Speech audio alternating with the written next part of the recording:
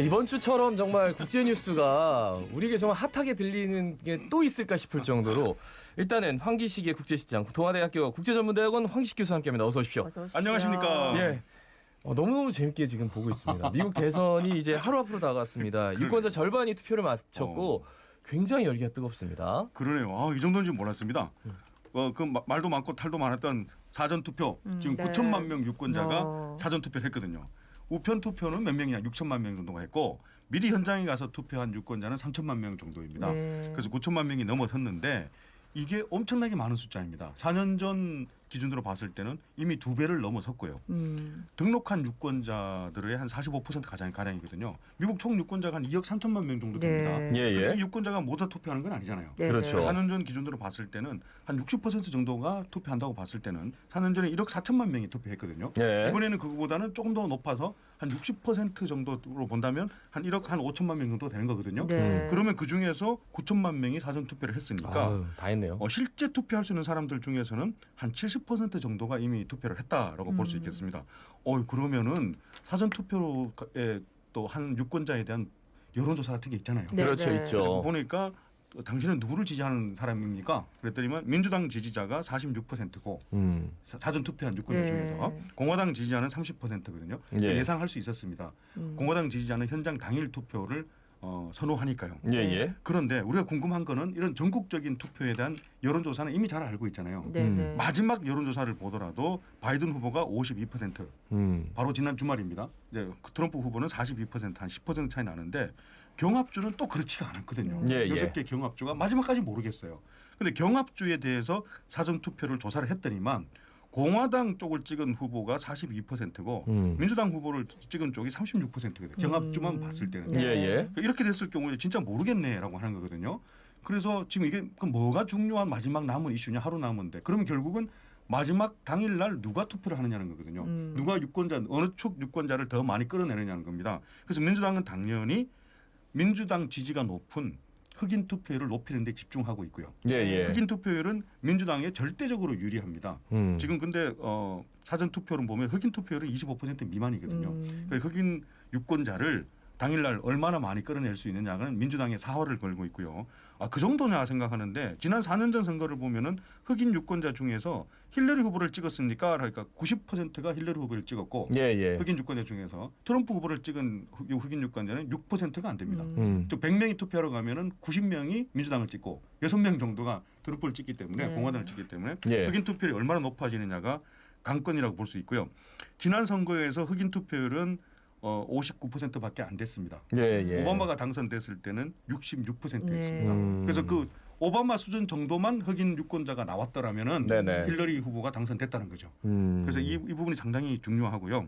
그래서 마지막 지난 주말에 두 후보의 동선을 보니까 네네. 다 당연히 경합주에 가 있었습니다. 경합주에 가서 펜실베니아 가서 엄청나게 유세를 하고 펜실베니아는 바이든 후보의 고향입니다. 우리 같으면은 거기서 당연히 바이든 후보가 압도적인 우세를 보이겠지만 거기서는 지금 근소하게 오히려 트럼프 후보가 앞선다는 보도가 나오고 있거든요. 그래서 주말에 비상이 걸렸습니다. 그런데 경합주에서 지금 격전 또는 마지막 유권에서 트럼프 후보가 한 1% 정도 앞선다라는 보도가 지난 주말에 나오기 시작하니까 트럼프 대통령이 지난 주말에 유세에서 상당히 흥분했습니다. 그래서 많이 좀 지나친 그런 얘기를 많이 해서 재밌는 얘기가 전 세계에서 예수 그리스도 다음으로 유명한 사람이 누군지 압니까? 그러니까 사람들이 트럼프 맞습니다. 바로 접니다. 이렇게 하더라고요. 그리고 또 그걸 사전 투표가 너무 투표율이 높다. 4년 전에 2배다 그랬더니만 거기에 대해서 또 한 견제를 날렸습니다. 여러분 우편 투표의 30% 정도가 아직까지 도착 안 한 거 압니까? 도대체 언제까지 그러면 이 우편 투표 용지를 받아줘야 됩니까? 라고 유세를 했습니다. 이런 부분은 우려가 됩니다. 그러니까 내전 얘기가 막 나오고 그런 이야기를 진짜 너무 놀랍더라고요. 근데 본인의 입에서 이렇게 굉장히 혼란스러울 거다. 뭔가 이게 혼란을 부추기는 얘기를 너무 많이 해가지고 말이죠. 이렇게 대중 유세에서 그렇게 얘기를 했습니다. 그 총기를 사용할 수 있는 나라에서 대통령 후보가 이런 얘기를 하갖고 너무 위험하게 들리더라고요. 그리고 전부 다 투표하고 나서 총 사러 간다잖아요. 무슨 참네. 그래서 현장 내일 현장 당일날 현장 투표율도 걱정이 돼요. 뭐 총 들고 이렇게 뭐 유색 인종 단체 이런 거 뭐 막 나오니까 그러면 난 투표로 안 갈래라고 생각할 수도 있으니까 그런 부분들이 있습니다. 네. 참 미국은 뭐 저 선진 민주주의의 꽃이라고 했던 우리가 늘 배워야 하는 나라로 생각했는데 이제는 뭐 민주주의만 본다면 우리나라보다 훨씬 더 뒤처지는 것 같아가지고 대통령 한 명 참 중요하네요. 그러네요. 네. 네, 다음은 이제 프랑스. 와, 여기는 지금 종교 테러가 네네. 너무 심각하더라고요. 이 말씀 드린 지 얼마 안 됐잖아요. 예. 그렇죠. 중학교에서 역사교사 참수하고 그 며칠 있다가 바로 그 아름다운 휴양 도시 니스에서 성당에서 흉기로 난사를 했습니다. 흉기로 너무 이렇게 난도질을 해가지고 네, 네, 네. 아침부터. 예. 그 70대 성당에 미사 들어온 70대 신자와 30대 여성 신자 그리고 또 그 성당 관리인 3명이 그 즉사를 했습니다. 이런 일이 있고 나서 너무 충격적이기도 했는데 또 바로 이틀 만에 리옹 중부 도시죠. 그래서 신부님이 또 복부에 총탄을 2발이나 맞았습니다. 네. 지금 또 상당히 위독한데 이거 큰 문제가 있습니다. 뭔가 이게 최근에는요. 그 마크롱 대통령에 대해서도 계속 강력한 그 발언을 하고 있잖아요. 네, 예. 무슬림 극단주의자들을 응징하겠다, 뭐 절대 지지 않겠다 이러는데 과연 이것이 맞는 얘기냐, 맞는 대응이냐라는 내부 비판도 나오고 있습니다. 네네. 아니 도대체 그렇다면은 기본적인 치안에 구멍이 생긴 건 아니냐. 그렇죠. 그때 전국의 테러 대비한 군인을 평상시에 예산을 3배를 투입해서 3,000명에서 7,000명으로 늘리겠다고 한 지가 얼마 안 됐는데 계속해서 그럼 그 군인들은 뭐 하고 있는 거냐라는 것도 있고 코로나 방역으로 전국의 모든 국민들 이동하지 못하겠다 해놓고 이걸 뭐 자유롭게 테러리스트도 왔다 갔다 하고 있는데 그렇죠. 이것도 이게 치안과 안보에 구멍이 뚫린 거 아니냐는 비판이 나오고 있습니다. 그리고 프랑스가 우리가 여태까지 자랑했던 학자들은 프랑스가 하면 생각나는 게 톨레랑스. 톨레랑스, 관용 그리고 라이시대잖아요. 이 종교와 정치는 분리되어 있기 때문에 종교의 지도자도 언론에서 뭐 만평도 할 수 있고 비꼴 수도 있고 뭐 그런 것이 프랑스가 자랑하는 언론의 자유 같은 그런 거였는데 이걸 너무 강조하다 보니까 불필요하게 종교 지도자를 모욕하는 그런 건 아니냐. 그런 부분에 대한 근본적인 반성도 일어나고 있고 그리고 우리가 알아야 되는 게 무슬림의 창시자인 무함마드가 탄생일이 바로 지난 29일이었습니다. 네. 그래서 그날을 기점으로 해서 많은 테러가 일어나는 것도 알고 있어야 되는 거거든요. 그러니까 테러에 대한 대비. 그러니까 마크롱 대통령도 어떻게 보면 이 전국에서 뭐 본인의 지지율이 많이 올랐다라고 얘기를 하는데 자꾸 이렇게 나니까 치안 자체를 지금 국내에서 제대로 하는 것 못 하고 있는 것 아니냐 이런 비판도 나오고 있다라는 말씀. 터키에서 이제 강진이 7.0이면 도대체 뭐 얼마나 큰 강진이에요? 근데 인명 피해도 속출하고 있고 좀 소식 전해주시죠. 예, 이게 정확하게 어디냐면은 터키라고 지금 보도가 되고 있는데요. 터키는 아니고 정확하게 예. 터키하고 그리스 사이에 바다가 있습니다. 에게해라고 하는데 그 바다 한복판에서 일어났어요. 그러면 이제 그리스로 따지자면 동쪽 연안이 되겠고요. 터키로 따지자면은 이제 서쪽 연안이 되겠죠. 그래서 터키의 서쪽 도시 이 이즈미르에서 피해가 많이 발생했고 그리스의 동쪽 섬에서 피해가 많이 발생했거든요. 그랬는데 터키는 이 정도 규모의 지금 서쪽 도시에서 62명이 오늘 아침 지금 한 10분 전 소식입니다. 62명이 사망을 했고 그리스는 2명이 사망을 했습니다. 그럼 물론 뭐 그 도시가 규모가 다르고 강도가 다르다 하겠지만은 어떻게 같은 피해인데 이렇게 많이 발생하느냐. 네네. 그런데 거기에 대해서 지진에 대한 비난 여론뿐만 아니라 터키는 지금 낡은 건물이 많고 불법적인 그런 건물들이 많이 있기 때문에 예. 특히 서쪽 지역에 약간만 지진이 나도 그리스보다 훨씬 더 많은 사망자가 발생하는 거 아니냐라는 그런 비판 여론이 있습니다.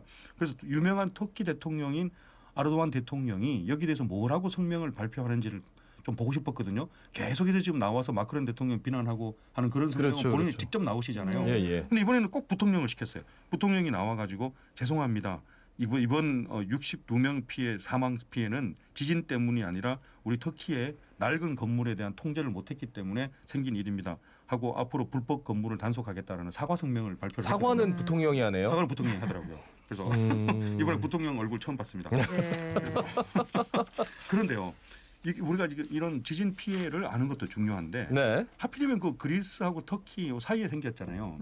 그래서 그리스하고 터키가 공동으로 협조하면서 터키 피해 대응을 해야 되는데 그 사이에 얼마나 많이 싸웠습니까? 그리스하고 터키가 그 지중해에서 나는 그 천연가스 이런 것 때문에 많이 싸웠거든요. 네네. 근데 이게 또 화해의 계기가 되더라고요. 그리스 총리가 터키 대통령에게 두 나라가 공동 대응하자 함께 이겨내자 했더니 에르도안 대통령이 그토록 많이 그리스를 비판하고 프랑스 비판하더니만 이번에는 그리스하고 프랑스하고 같이 연대하는 것이 최고의 가치이다. 그랬더니만 이 기회를 놓치지 않습니다. 프랑스의 마크롱 대통령이 우리도 터키와 함께 이번 건은 함께 하겠다고 했거든요. 예, 예. 그래서 이 삼국 사이에 특히 프랑스하고 터키 사이에 화해의 모두가 생겼습니다. 그런데 마크롱 대통령이 참 대중 정치인은 맞아요. 그렇게 강력한 비난 성명을 계속 발표했었잖아요. 근데 이번에 살짝 바뀌었습니다. 그 터키 지진을 언급하면서 뭐라고 했냐면 모하메드 만평 만화에 대해서는 내가 그동안에 한 말들을 오해하지 마라. 누군가에게는 큰 상처가 될 수도 있다는 것을 나는 잘 알고 있다. 라는 그런 바뀐 태도를 보여주더라고요. 네. 이번 지진이 가져다 준 화해의 어떤 기회 아닌가 싶습니다. 네. 그다음에 이제 교수님도 쭉 설명해 주시면서 관심이 크다. WTO 수장 과연 유명희 후보 될 수 있겠느냐 했는데 이게 어쩌다 보니까 미국이 지지한다 해가지고 뭔가 좀 인기가 더 떨어지는 것 같기도 하고.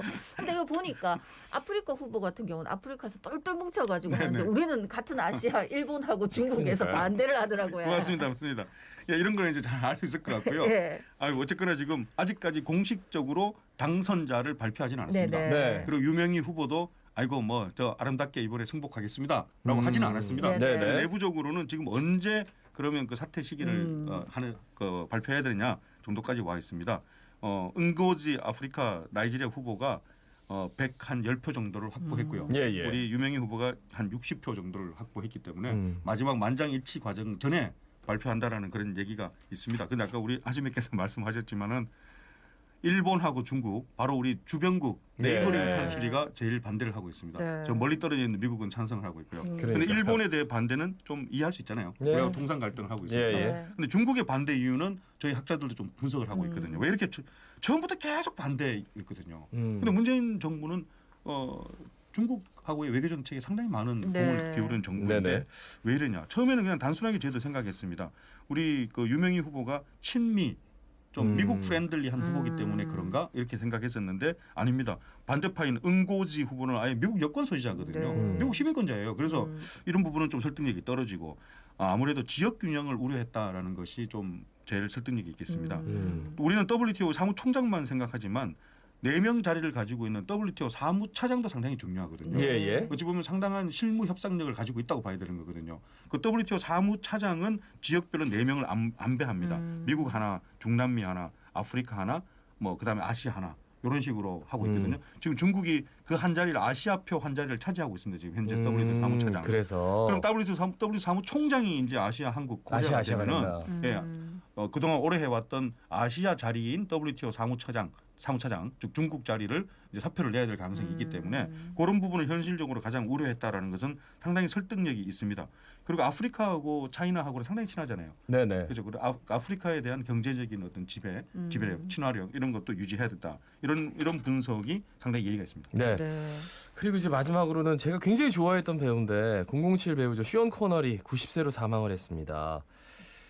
소식 좀 전해주시죠. 짧게 전해주셔야 될 것 같아요. 션 코너리 007의 제임스 본드 역할인데 이 사망했다라는 기사 때문에 뭐가 지금 하나 또 스코틀랜드 출신입니다. 네, 우리 션 네. 코너리 영국 배우로 하잖아요. 아닙니다. 잉글랜드 배우가 아니고 스코틀랜드 배우거든요. 그래서 Are you from England? 그러면 아주 화를 내는 그런 모습을 많이 봤습니다. 예. 스코틀랜드가 독립해야 된다는 독립의 아버지였거든요. 독립운동의 아버지였는데 결국은 스코틀랜드가 독립하는 것을 보지 못하고 돌아가셨네요.